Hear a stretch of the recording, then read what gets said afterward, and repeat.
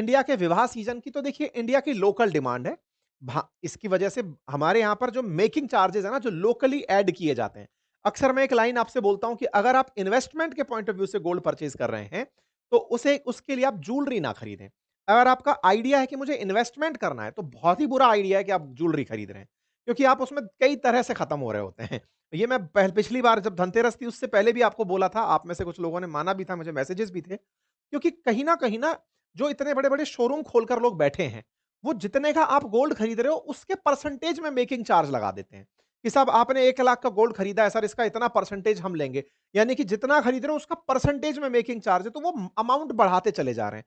आपसे बोलते यही है सर 1% मेकिंग चार्ज है, सर 2%। अरे तो 1 लाख का भाव है तब भी 1% है, 50,000 का भाव है तब भी 1% है। भाव से तेरे मेकिंग पे क्या फ़र्क पड़ गया? कौन-सा तुमने इस चीज़ को उठा कर के उन लोगों को ट्रांसफ़र कर दिया जो इस काम के अंदर लगे हुए थे। भई जो आर्टिसन्स लगे हुए हैं, जो इसके अंदर काम करने वाले कारीगर लगे हैं, तुमने उनको कितना ट्रांसफ़र कर दिया? ये लोग उस प्रोपोर्शन में पैसा बनाना शुरू कर देते हैं। ये परसेंटेज में खेल रहे होते हैं। आप पूछेंगे सर कितना है? अरे सर आप तो लीजिए बस 1.1% है सर, 0.5% ही तो मेकिंग चार्ज लेते हैं। लेकिन किसका? 10 लाख का माल खरीद रहे हो, 0.5% में खेल कर जा रहे हो यार। इस तरह से ये लोग पैसा बनाते चले जाते हैं। तो होता क्या है? वो आपकी असली यील्ड को तो वो खा के चला जा रहा है। तो यहां पर यह समझने की बड़ी जरूरत है कि बाजार में ज्वेलरी में मेकिंग चार्ज प्लस उसका जीएसटी पे, ये सब वो चीजें हैं जो आपको, और फिर तीसरी सबसे बड़ी चीज इमोशन जो ज्वेलरी के साथ आ जाती है कि साहब ये तो मुझे उस अवसर पर दिलाया था, ये तो उस दिवाली पे, मेरी उस मैरिज एनिवर्सरी पे, उस बर्थडे पे, मैं तो इसको नहीं बेचूंगा या मैं इसको नहीं बेचूंगी। बस वो इमोशन जुड़ता है तो ये इन्वेस्टमेंट डेड हो जाता है। ये इन्वेस्टमेंट ना होकर के एक लायबिलिटी बन जाता है एसेट की जगह, ठीक है। तो ऐसे में इसे मैं एक वाइज इन्वेस्टमेंट नहीं मानता। अनटिल अनलेस आपको ये खुशी देता हो तो आप इसे करते रहिए। जहां तक बात हो इन्वेस्टमेंट की, तो इन्वेस्टमेंट के लिए मैंने पिछली बार भी आपसे कहा था और अभी भी फिर कह रहा हूं, गोल्ड और सिल्वर में इन्वेस्टमेंट करते समय जो सबसे बड़ा प्रश्न होता है वो यही होता है, किसमें और कितना। भाई गोल्ड में करना है सिल्वर में करना है, पहले तो यही डाउट क्लियर हो जाए। फिर अगर है ऐसा तो सर पिछले साल कमा कर तो सिल्वर ने बढ़िया दिया है, सिल्वर गोल्ड से बढ़िया कमा कर दे गया, और ये बात सही भी है। और ऑब्जर्वेशंस तो कई लोगों का ये निकल कर आ रहा है कि शॉर्ट टर्म में और मीडियम रेंज में सिल्वर ने बहुत बढ़िया परफॉर्म किया है गोल्ड की तुलना में, ज्यादा पैसे कमा के दिए हैं। लेकिन जब बात आती है लॉन्ग टर्म की, जो पूरा इतिहास उठाकर देखते हैं, तो गोल्ड ने किसी को डिससेटिस्फाई नहीं किया है। लेकिन सिल्वर अपने पीक पर जाकर धड़ाम से नीचे भी आया। 1980 और 2011 सिल्वर की ही कहानियां हैं वो। सिल्वर गई धाड़ से नीचे, सिल्वर गई धाड़ से नीचे। सिल्वर पहली बार डिमांड से बैक्ड है, क्योंकि जो इलेक्ट्रिक व्हीकल्स हैं या सोलर पैनल्स हैं, उसमें सिल्वर की डिमांड इंक्रीज हो रही है। तो इस बार चूंकि वो डिमांड से ड्रिवन है, इसलिए उसके प्राइस में बहुत बड़ी धड़ाम से गिरावट ऑब्जर्व नहीं कर सकते आप कि लीजिए खट से, क्योंकि सोलर का जमाना चल रहा है, इलेक्ट्रिक व्हीकल्स बहुत तेजी से डिमांड में है इस वजह से। एक और आखिरी प्रश्न आता है साहब, फिर सर हम इसके अंदर निवेश करते समय ये कैसे डिसाइड करें कितना परसेंटेज किसमें करना है निवेश? तो देखो साहब, इसका कोई थंब रूल नहीं है। ये वो वाली बात है कि गोल्ड के बारे में ये तो जानते हैं, कम से कम ये डिच नहीं करता है। सिल्वर का इतिहास रहा है तो लोग थोड़ा सिल्वर में निवेश को बचा के चलते हैं। बचा के चलते हैं मतलब कि उसमें इतना इन्वेस्टमेंट नहीं करते जितना गोल्ड पर ट्रस्ट करते हैं। ट्रस्ट से मतलब है कि यार ज्यादा कमाकर नहीं देगा तो जीरो नहीं करेगा। सिल्वर से लोग डरते हैं क्योंकि इतिहास रहा है। इसीलिए लोग अपना मेजर पैसा गोल्ड में इन्वेस्ट करते हैं सिल्वर की तुलना में। अगेन ये कोई थंब रूल नहीं है। आप एक ट्रेडर हैं, आप हो सकता है कि केवल आप कमोडिटी एक्सचेंज में सिल्वर से ही चांदी कूट रहे हो और बढ़िया पैसा बनाकर निकल रहे हो, ठीक है।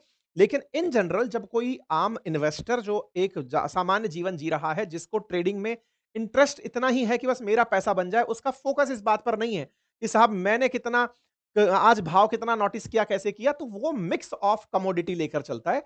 उसमें वो गोल्ड को ऊपर रखता है और ऐसा परफॉर्मेंसेस देखी गई हैं। इसमें भी फिर कई तरीके निकल कर आते हैं। सर हम डिजिटल गोल्ड में जाकर के इन्वेस्ट करें, हम ईटीएफ में निवेश करें, फंड ऑफ फंड में निवेश करें, म्यूचुअल फंड में निवेश करें। मोड्स हैं तरह तरह के। मैं आपको म्यूचुअल फंड में इन्वेस्टमेंट के बारे में पिछली बार भी बताया था और इस बार भी बताऊंगा। वो तरीका बताऊंगा जो सेबी रेगुलेटेड है। मैं वो तरीका आपको बताऊंगा जिसको पूरी तरह सेबी कंट्रोल करती है। साथ ही साथ जब आपको मन करे आप तुरंत उसे बेचकर बाहर निकल सकते हैं। मैं वो मोड भी आपको आज के सेशन में डिस्कस करूंगा। फिलहाल के लिए जहां तक बात है भारतीय बाजार में शादियों के सीजन की वजह से बढ़े हुए भाव की, चांदी बढ़िया चमक रही, सोने बढ़िया चमक भी रहा है, हल्की चमक वापस लौट रही है और आरबीआई इस दौर में भी खरीद दबा के कर रही है।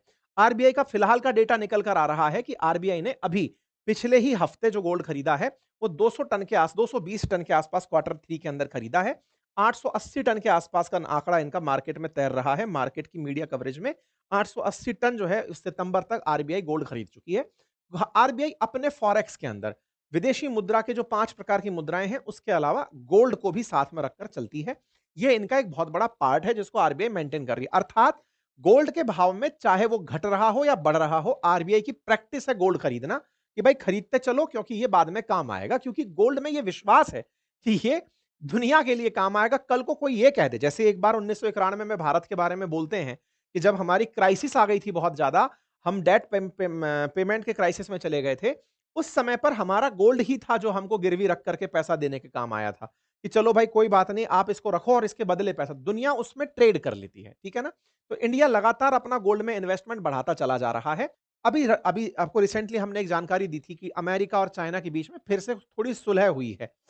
अब आप पूछेंगे इससे क्या फ़र्क पड़ रहा है? बहुत फ़र्क पड़ता है। बहुत फ़र्क इस तरह से पड़ता है क्योंकि चाइना ने डॉलर को आउट परफ़ॉर्म करने के लिए गोल्ड को खरीदना पागलों की तरह शुरू कर रखा था कि बेटा तुम्हारे डॉलर को तोड़ना है मुझे, तुम्हारे को ये फ़ील कराना है कि तुम्हारा डॉलर एक्ज़िस्ट नहीं करता है, लो मैं तो खरीद लिया। तो वो जिस तरीके से खरीदे चला जा रहा था पागलों की तरह, धूम-धाम, धूम-धाम, धूम-धाम खरीदे जा रहा था, अब वो थोड़ा-सा विराम पाया है कि अब थोड़ा रुकते हैं क्योंकि ट्रंप को डरा दिया हमने। ट्रंप को इतना डरा दिया कि ट्रंप खुद चले आए टेबल टॉक करने के लिए, हम पर से टैरिफ भी 10% कम करके चले गए, हमारे साथ में डील भी करके चले गए। टाइप से मतलब 2 देशों के बीच का देखो, गोल्ड और सिल्वर का पिछले 1 साल के अंदर जो भाव बढ़ने का बहुत बड़ा रीज़न है ना, वो ग्लोबल अनसर्टेनिटी है। जिसे आप ट्रंप इफेक्ट कह सकते हैं।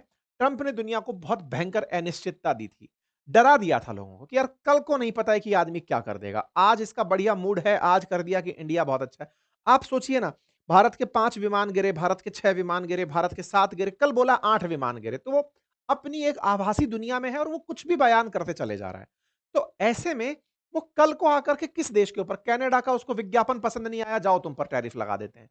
चाइना की बात पसंद नहीं आई कि चाइना वालों ने हमारे साथ ऐसे कैसे कर दिया, लो तुम पर टैरिफ लगा देते हैं। मतलब जो अनसर्टेनिटी उसने बाजार को दी है, उस अनसर्टेनिटी से टैरिफ पर सीधा असर, भाई अनसर्टेनिटी वो टैरिफ के रूप में ठोक देता है, जिससे ट्रेड हिल जाता है। ट्रेड हिलता है तो जो इन्वेस्टर है ना, जो निवेश करता है शेयर के अंदर, वो थोड़ा डर जाता है कि मेरे देश पर असर पड़ जाएगा, चलो मैं ग्लोबल इन्वेस्टमेंट की तरफ चलता हूं। ग्लोबल इन्वेस्टमेंट में वो गोल्ड की तरफ भागता है, सिल्वर की तरफ भागता है, क्रिप्टो की तरफ भागता है, जो कि ग्लोबली मॉनिटर हो रहे हैं, मतलब जिसमें अमेरिका का हित भी जुड़ा हुआ है। मतलब एक तरीके से समझो कि गोल्ड और सिल्वर एक तरह से अमेरिकी स्टॉक भी है वो। जैसे इंडियन स्टॉक है, ऐसे दुनिया भर का स्टॉक का नाम गोल्ड है, मतलब आप ऐसे समझिए। तो वो उधर भागता है, तो अनसर्टेनिटी जितनी ज्यादा होगी, उतना इनका भाव चढ़ेगा, प्रोपोर्शनल साइन है। और जितना ज्यादा अनसर्टेनिटी रेगुलेट होगी कि हाँ भाई सब चिल है, उस समय पर स्टॉक मार्केट ऊपर उठेगा, क्योंकि स्टॉक मार्केट आपके देश का लोकलाइज्ड बाजार है। और गोल्ड और सिल्वर उस समय पर नीचे आ जाएगा। क्यों नीचे आ जाएगा? लोग कहेंगे कि अब तो मेरा बाजार ही बढ़िया चल रहा है, ये उठ गया तो बढ़िया उठ जाएगा, ठीक है ना? बाजार गिर रहा है तो हमारे दिमाग में 2 प्रकार के प्रश्न आते हैं, और प्रश्न हमेशा इन्वेस्टमेंट से रिलेटेड आते हैं।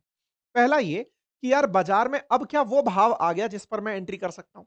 तो साहब आपके दिमाग में तो आपके रिलेटिव्स, आपके मिलने जुलने वाले तुरंत पिछले साल का आंकड़ा खोल के बता देंगे कि सुनो, पिछली बार जो है ना, आज से 50,000 पीछे चल रहा था गोल्ड, 60,000 पीछे चल रही थी चांदी, कहां जाओगे? बाजार भाव वाकई में सरप्राइजिंग थे। पिछले साल के मुकाबले अगर हम बात करें, तो बाजार ने इस बार जो कमाकर दिया है सिल्वर के अंदर, चांदी के अंदर, बढ़िया पैसा रिटर्न करके दिया है। आज हम सिल्वर चांदी की जब बात करते हैं, सिल्वर और गोल्ड की जब हम बात करते हैं, तो देखो 76,000 रुपए का था, वो 1,20 का हो गया, यानी कि लगभग 45,000 रुपए कमा कर दिए गोल्ड ने, 10 ग्राम गोल्ड ने। और जब हम सिल्वर की बात करते हैं, तो इसने ये 14 और ये 60,000 रुपए कमा के दिए। हाँ, मैं वही बोल रहा था। तो जब इसने इतना कमा के दिया है, तो लोगों के दिमाग में आएगा ना कि यार गोल्ड और सिल्वर कहाँ 10 ग्राम है, ये कहाँ 1 किलो है, ठीक है? तो कुल मिलाकर के इस समय गोल्ड और सिल्वर को लेकर के जो फोरकास्ट दिए जा रहे हैं, वो यही कि अगर कोई ये सोचता है पिछले साल का भाव टच हो जाएगा, बिल्कुल आंसर नो है। अब सवाल बनता है कि सर मेरे को निवेश करना चाहिए कि नहीं? क्योंकि ये बहुत बड़ा सवाल है इस समय पर कि सर आज मेरे लिए क्या राय है? आज करना चाहिए कि निवेश नहीं करना चाहिए? देखिए, कुल मिलाकर बात ये है, अगर आप अपने इन्वेस्टमेंट को डाइवर्सिफाई करके चल रहे हैं, तो आपके डाइवर्सिफिकेशन में मेटल भी होनी चाहिए। अर्थात आपके एसेट क्लास में सिल्वर और गोल्ड भी होना चाहिए। सर क्या मैं पूरा-पूरा पैसा उठाकर इसमें लगा दूँ? नहीं, ये मेरी रिकमेंडेशन तो बिल्कुल भी नहीं होगी कि आप 100% पूरा जो भी आपका एसेट एलोकेशन है उठाया और गोल्ड सिल्वर में डाल दिया, एक दिन तो ये रॉकेट छुएगा, नहीं, ये कभी भी सलाह नहीं होती है। Don't put your all eggs in one basket, ये थीम होती है इन्वेस्टर्स की। आप अपनी डाइवर्सिटी को बना कर रखें कि आपने कुछ क्रिप्टो में डाल रखा है, तो कुछ गोल्ड में डाल रखा है, तो कहीं सिल्वर में डाल रखा है, कुछ स्टॉक्स में, कुछ लैंड में डाल रखा है, कुछ घर में एफडी में डाल रखा है। डाइवर्सिफाई करके लोग इन्वेस्टमेंट को करते हुए चलते हैं, ठीक है? तो ये पोर्टफोलियो एलोकेशन है, आप अपने रिस्क के साथ चलें। रही बात इसकी कि क्या हम इस समय पर और बाजार नीचे गिरने की उम्मीद कर सकते हैं? देखिए अगेन 2 बातें हैं। बाजार नीचे गिरने की उम्मीद में अगर ये चढ़ जाए कि बाजार फिर से उठने लग गया, तो आप उसको कैसे काउंटर करेंगे? क्योंकि दुनिया इस समय बड़ी अनसर्टेन है। तो ऐसा हो सकता है कि आपको अगर मार्केट की रिसर्च के आधार पर फिलहाल ये फीलिंग आने लग गई है कि ये मेरा एंट्री लेवल आ गया है, मैं इसमें रिग्रेट नहीं करूँगा, तो जाइए और एंट्री कर जाइए। आपको लगता है नहीं साहब मेरी तो बहुत सारी इसमें रिग्रेट्स जुड़ जाएँगे, तो वेट एंड वॉच करिए।